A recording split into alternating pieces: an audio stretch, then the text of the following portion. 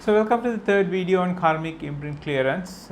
In this session, let's look at personas and shadows. This is the third and the last type of things we'll be clearing in persona and shadows.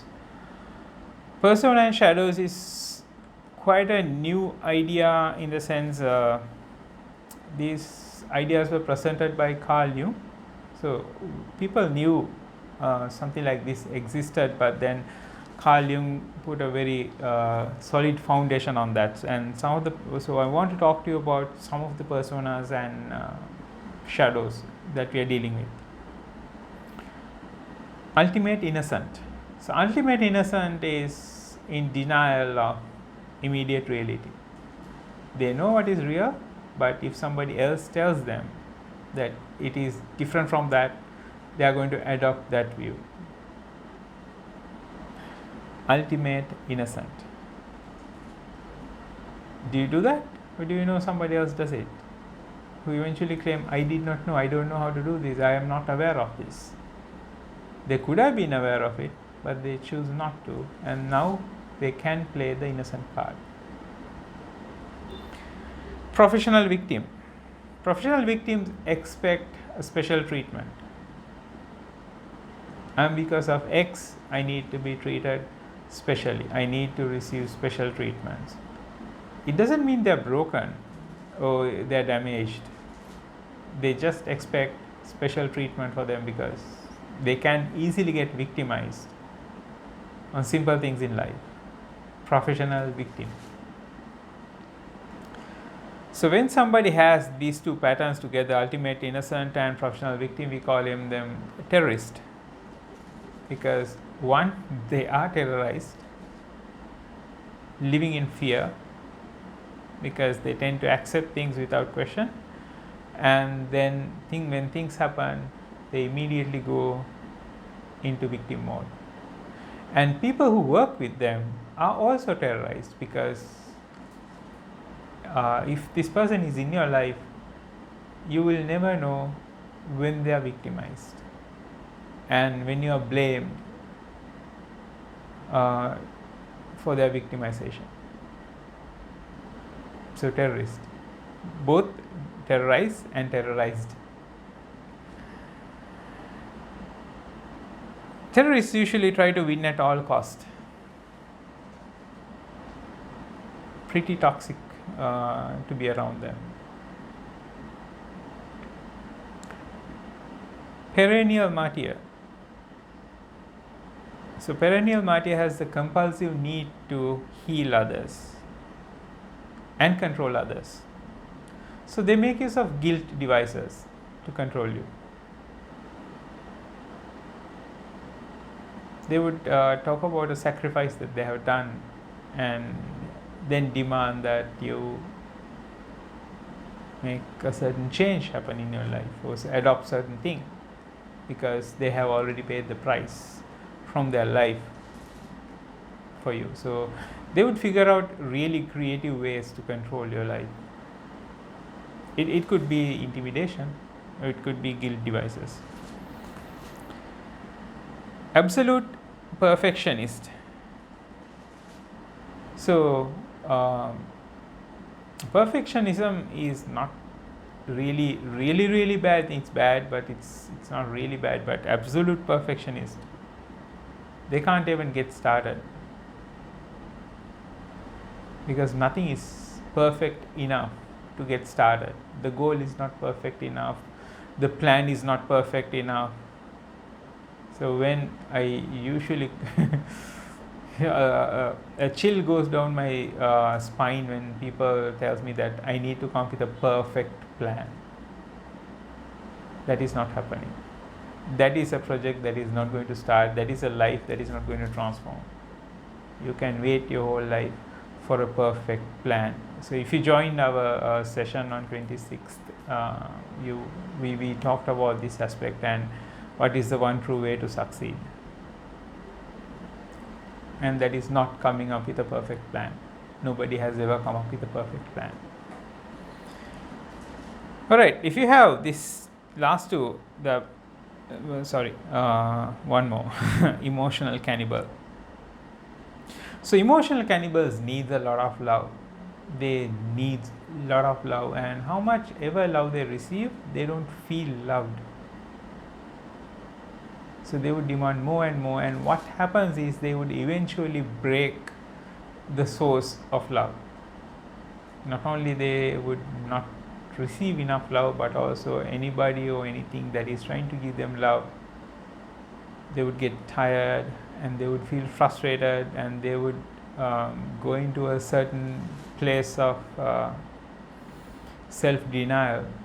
They would start believing that they are not capable of loving, because they are trying to love a person who is not capable of receiving, and who is not capable of appreciating the love that they receive. So this is called emotional cannibal. So if somebody has perennial martyr and emotional cannibal,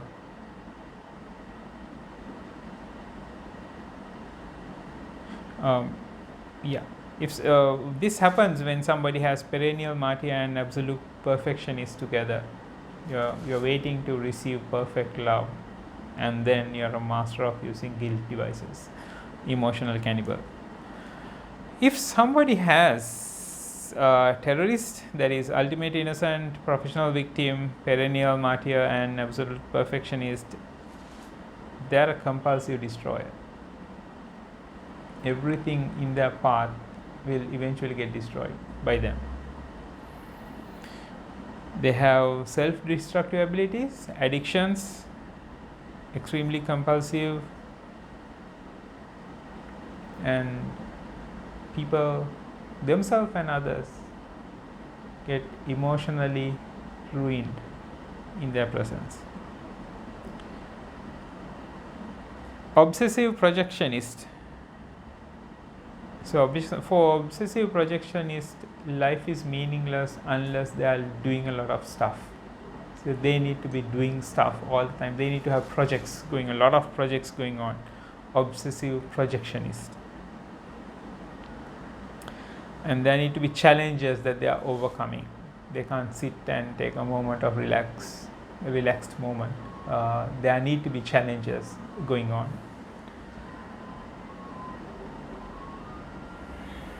The wizard is somewhat dark. They create disease and illness on themselves. It's sort of a dark creativity. So people experience unknown, uncurable diseases.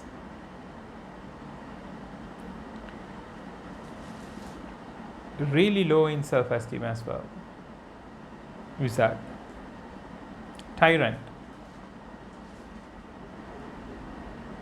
So tyrants wants control. So there can be greater tyrant, there can be lesser tyrant, but they want control, and they would actively threaten anything that stops them from having control. So their view is to have control at any cost and have things in their way, in their order. And chaos is a frightening place for the tyrant.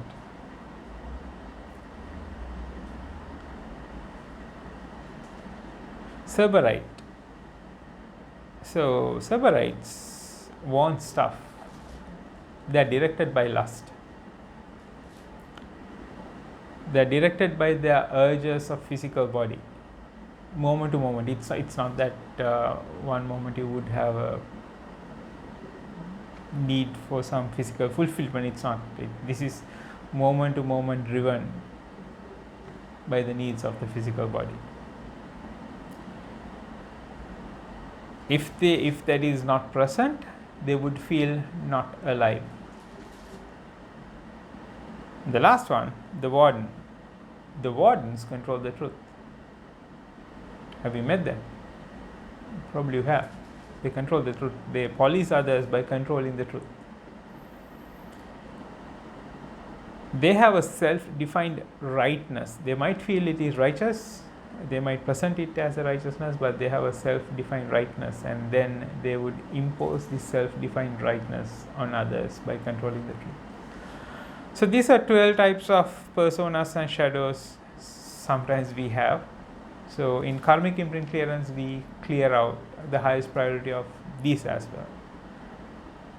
So this concludes our 3-part video on karmic imprint clearance. I hope you got some idea of the kind of work that we do with karmic imprint clearance. Karmic imprint clearance is part of our advanced clearances and activations program. So we have auric clearance, karmic imprint clearance, JCL removal and DNA activation in this program. So if you want to know more about this program, you can connect with me.